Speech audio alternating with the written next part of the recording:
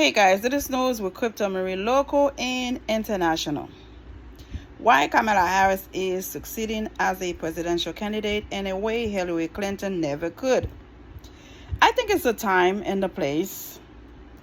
A lot of people was worried concerning about Joe Biden's age, knowingly if Joe Biden were to go against the former President Donald Trump, it would have been for sure a lost election for the Democratic Party. So since Kamala Harris is vibrant, energetic, and she has this it factor in her, reminding people of the 2008 Barack Obama moment.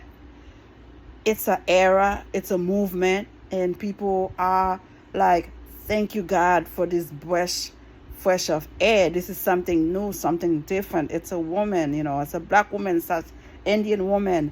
Oh my God. And taking Tim Walz with her is like, okay, this is a perfect pair to compete with this former president, with this bully, with this man that has no common sense.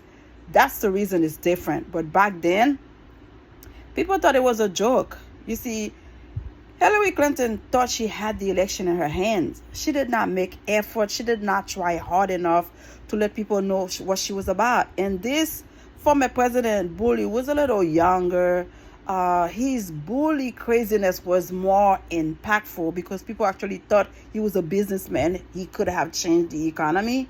And instead, see what happened. He took it to the toilet, all right? Is Kamala Harris' surge in popularity just a honeymoon phase, a bump in the polls that will fade as soon as real campaigning begins? The Democrats are praying that it's not, while Republicans are hoping for the opposite.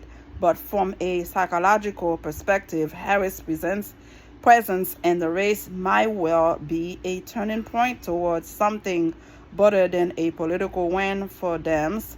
It could be a return to reality for the American people who have had to endure a presidential campaign in which both parties traded in fantasy and outright lies.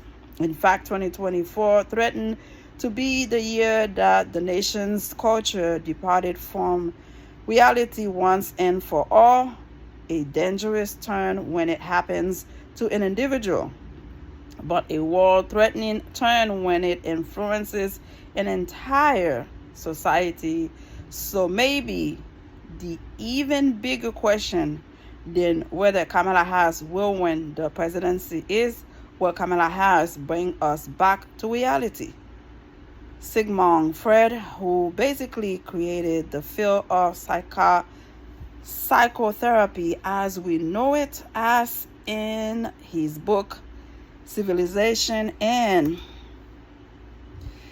this contents whether it is possible for society itself to become neurotic.